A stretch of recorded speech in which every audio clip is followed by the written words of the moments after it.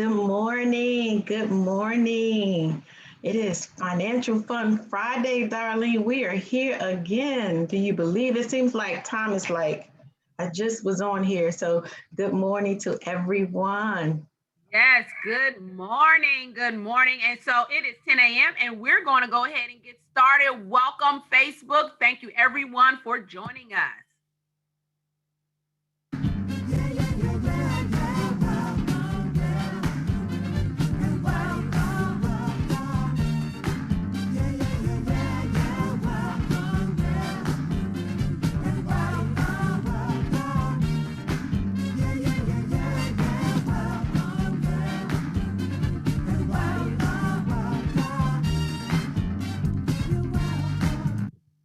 So you are welcome to Financial Fun Friday.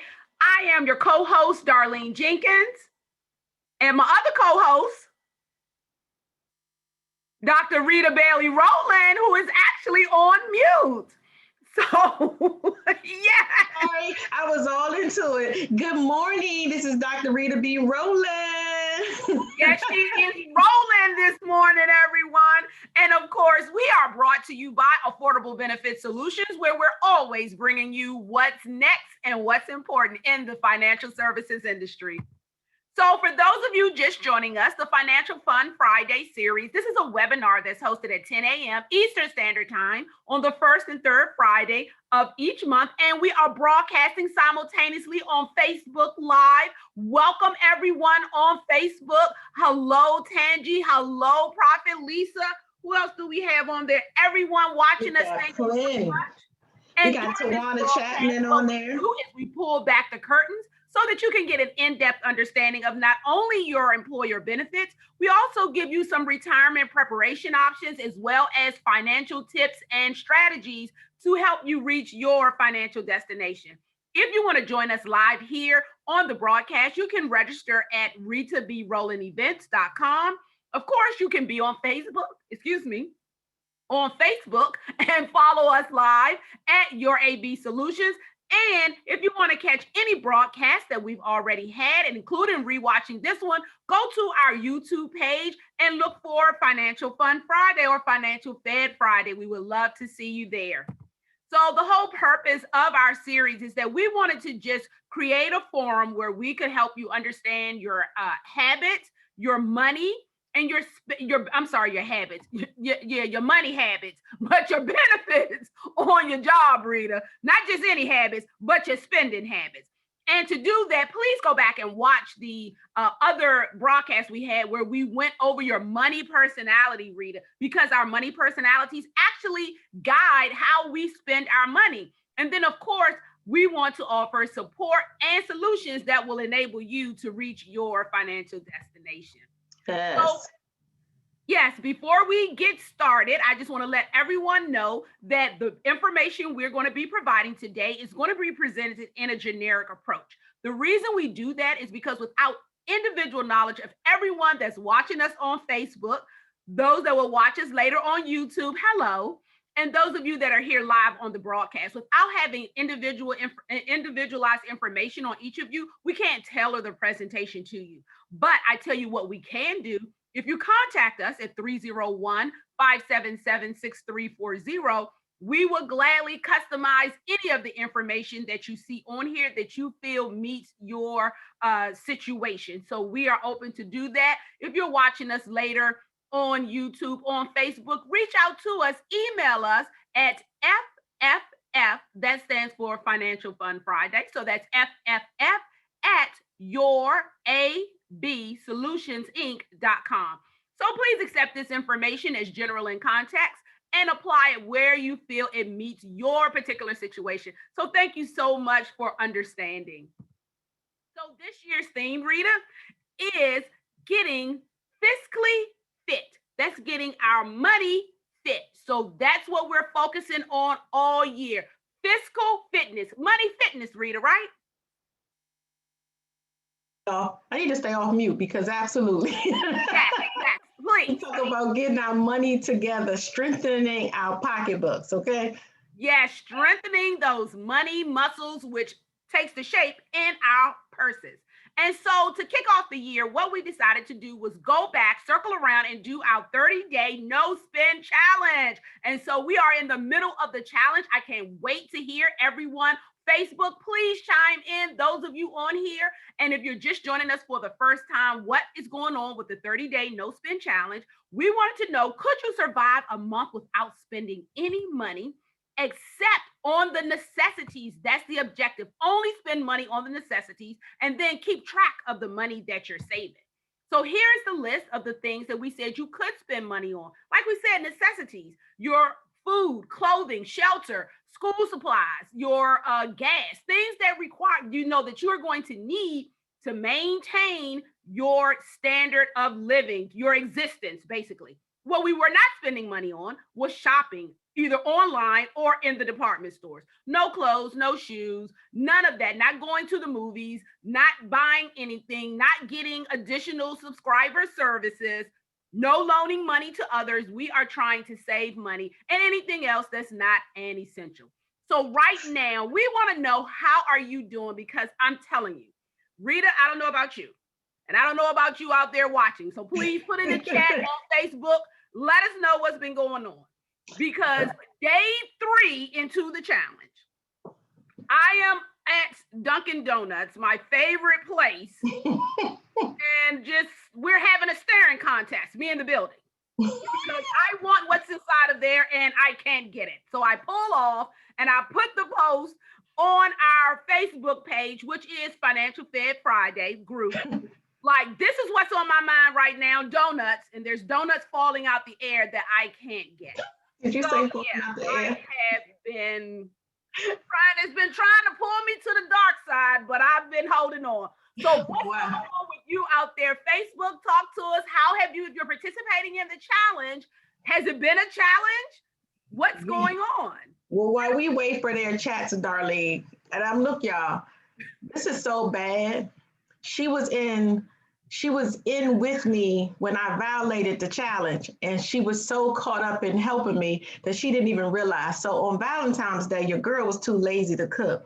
So she get dinner for her and her husband. It wasn't until I'm driving home and already paid for the food that I realized that I'm on a no spend challenge. And because I was calling for so long and couldn't get it, I had Darlene to go online and order it. And it wasn't until I called her back, was like, we were so caught up in the day of love that I forgot I was supposed to be not spending any money. I was supposed to be doing some hard work. So y'all, I have a confession. I messed up on Valentine's Day. I know it's probably not a big enough excuse, but my sweetheart did enjoy it. My gracious, Rita, I know, I could not believe it. I was, like you said, I was so caught up, like, oh, let me help her get this stuff. It's Valentine's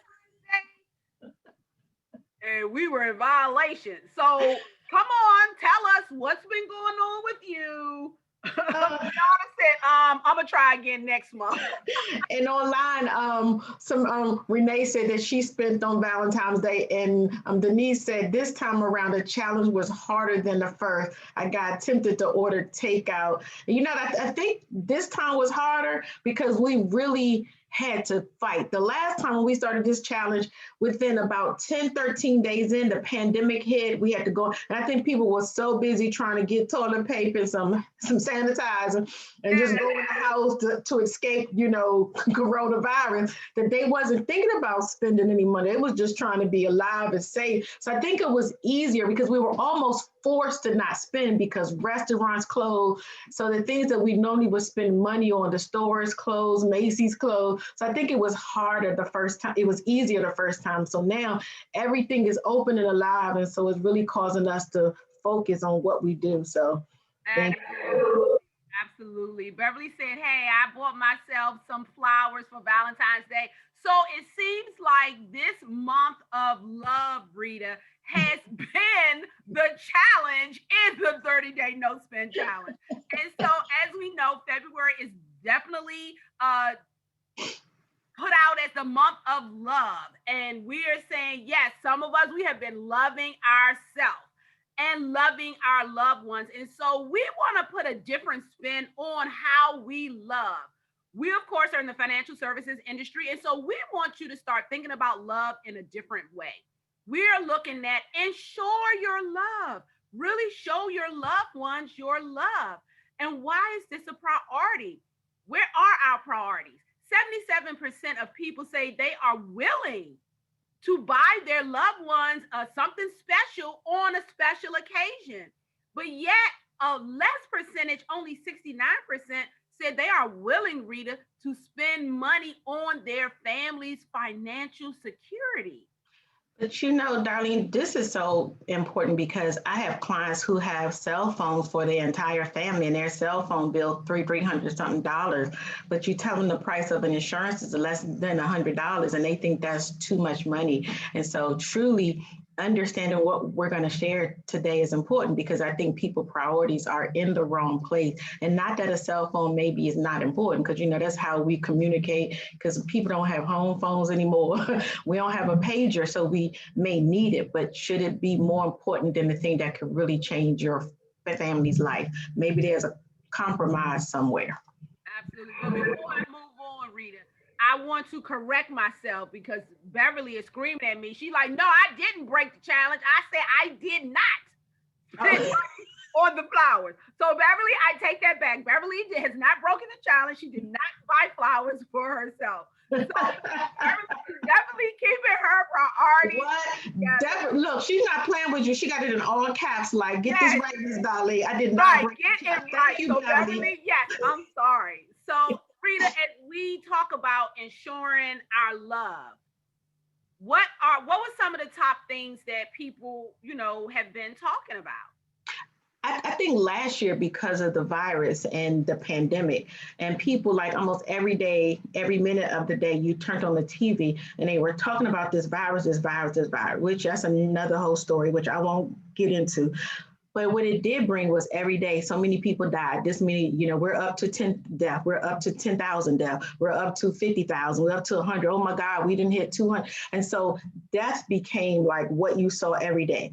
And whether it hit your family personally, I think all of us know someone or know someone family member that has passed away. Now, did they all pass from Corona? I told y'all that's a story for another day. But what it did bring to people that death was happening, that their loved ones went into the hospital on a Thursday and by Sunday they were gone. And so I think people started to realize how important having their financial affairs, having life insurance was important, because now if they didn't have insurance, you left it up to someone else to insure you. And so we just wanted you to understand how important insurance is. And let's just watch a quick video so that we can kind of get an idea, what does that look like? And it's not always the same, but we should clearly understand it, okay? Y'all, I'm always having a problem with trying to find it, right? What is life insurance? Well, it's actually a simple answer to a difficult question. From parents to empty nesters, single people to retirees, almost everyone has someone who depends on them. So ask yourself, would my loved ones struggle financially if I weren't here? If the answer is yes, then you likely need life insurance. It pays cash to your loved ones if you die. They can use it for anything, from funeral costs to bills, daily living expenses to future dreams like college or retirement. It can be customized to your needs and may be cheaper than you think. A healthy 30-year-old can potentially get $250,000 of coverage for around $13 a month. Not only is it affordable, it's easier to get than ever before. Life insurance is so important because it ensures your loved ones would be okay financially if something happened to you. And remember, the best time to get life insurance is right now. And so we wanted to just, make sure everyone understood just the basics of life insurance, this insurance 101. And so, in talking with a lot of people, Rita, especially like the younger generations, I was having a conversation with my daughter and some of her friends yesterday. And while they know the term life insurance or insurance, Mm-hmm. they didn't quite understand, like, well, what is it? Why, should I be concerned about it? Do I need it? So that's why we wanted to show that really quick video just to give people the basic understanding of why you need to have life insurance. You know why? To ensure your love.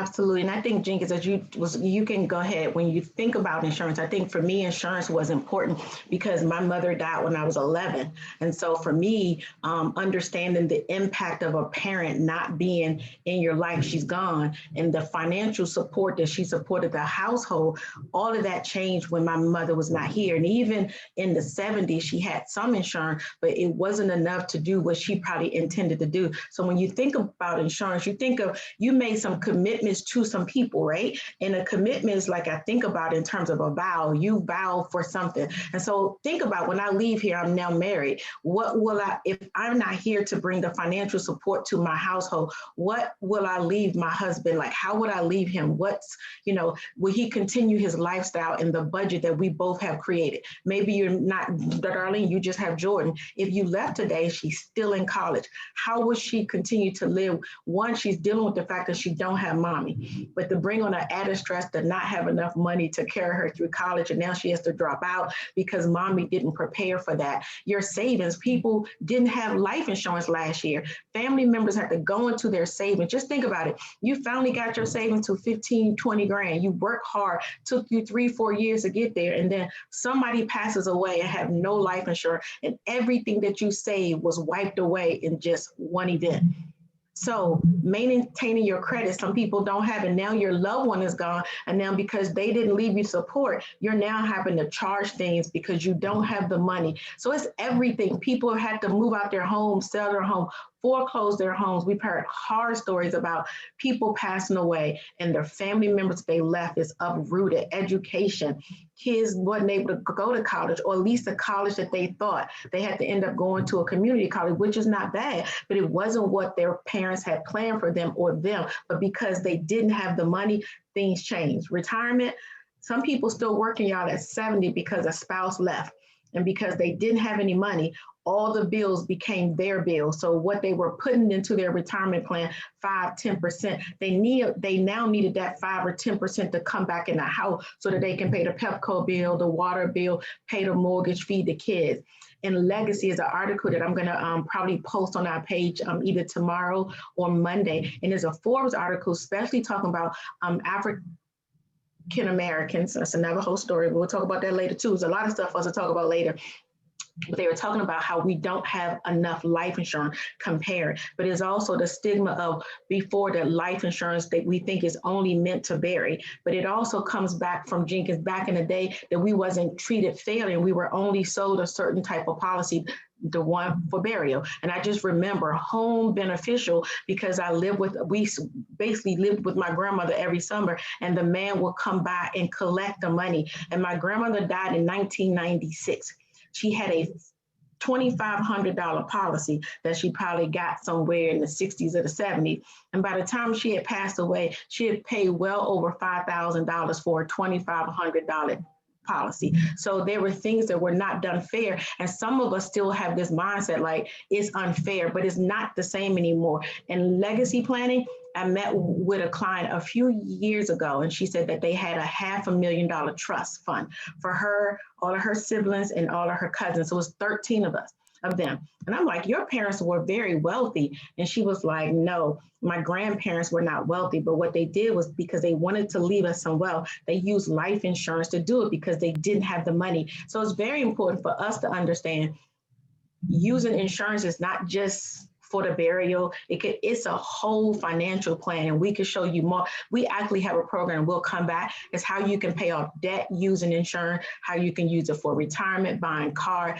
There's so much more to it. And so understanding the importance of it and how you intend to use it for your family is important. And they're not all the same. So how me and Darlene may use it is different, and how you may use it is different. But at the end of the day, it is one of the foundational wealth plans that every family must have. Because remember, I always say the only thing that we all have in common was that we were born, and the other thing is that we're going to die. In between those 2 points in life, everything for each of us is going to be different to some extent. But those two things are the same. If we are alive today, we were all born. And at some point, there's a death date for all of us. And have a plan for that date that we all going to come to is important.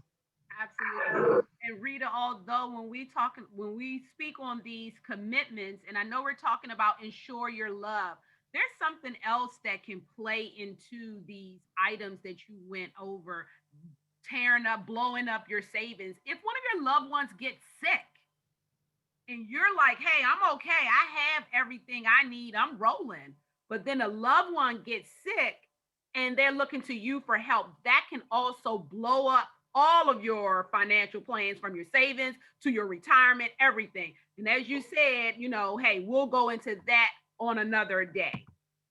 But I just definitely, when you were talking, I'm like, oh my gracious, what about if they get sick? Yeah.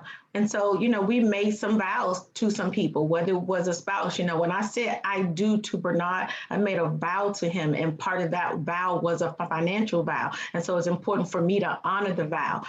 There's also your children, like they didn't ask to come here. And so it's your responsibility to leave them in the position. And that's what the word said. Now, once they're grown and you don't care, maybe that's a point. But if you want to, you need to understand, what does that look like for you? I support my parents in a way, and some extent, and maybe you do too. If I'm no longer here, the things that I pay for my parents, how will they continue to pay? I need to leave some insurance in place so that they can continue the things that I'm doing now. How about yourself? You're important to yourself. As much as I love my husband and my children and my family member, I don't want to leave them in a position that they talking about me like, we really love Rita, but she left us in a place. Like, you can take away a person memory of you in a heartbeat, Darlene, if you leave them to have to pay for some bills. Like, they love you, they think about you, but what they remember the most is that you left them in a bad place. But more importantly, how about your old self? I owe it to the old Rita who won't be able to take care of herself. So I constantly look in the mirror, like I'm looking at you right now. I'm constantly looking at this old Rita and asking the question, today, what would I do so that old one can have some good words to say about me? That she not talking about, why did you leave me in this place? And why did you not do this? I could have been better off. You should have did this. I don't want those questions, Darlene. So when I think about the financial vows to myself, I'm looking at the old one so I can put in perspective what I need to do today so that I'm not only taking care, but all those people that love me, that are connected to me are important. And one of the things we do a lot too, Darlene, you should do it. We should do it a lot. We're going to come back to is that we used to do a lot of homebound holistic ministry, helping churches, because guess what we realized then was that churches, we leave here, we made a financial vow to our church, but when we're gone, all of those offers and tithes are gone. In order for that to even continue, what does that look like? And so there's so much that we can use and help you plan financially. It's critical to not only to your success, but to everybody that's connected to you. Absolutely. I just want to come back and after we go through certain situations like the health, long-term care situation I went through with my mom, when we start talking about our financial vows, I often go to our health care financial disruptors. You made a commitment to your spouse. If you get sick, or to your children, if you get sick and hurt and can't work, where's that money going to come from? Either you're going to prepare now, or your children, someone else is going to pay the price. And so we just look at, you're exchanging a few dollars right now for a larger amount of dollars later. Or you're going to put your children, your loved ones, in the position where they are going to be paying the large amount of dollars later out of their own pockets, out of their own savings. And then it's going to be a trickle down effect if they have children, because guess what? Now they're taking from not only themselves, but from their children's financial future as well. So we just want to make sure you are ensuring your love all across the board. And that's why this broadcast is so important. And so we just, are you keeping your financial vows?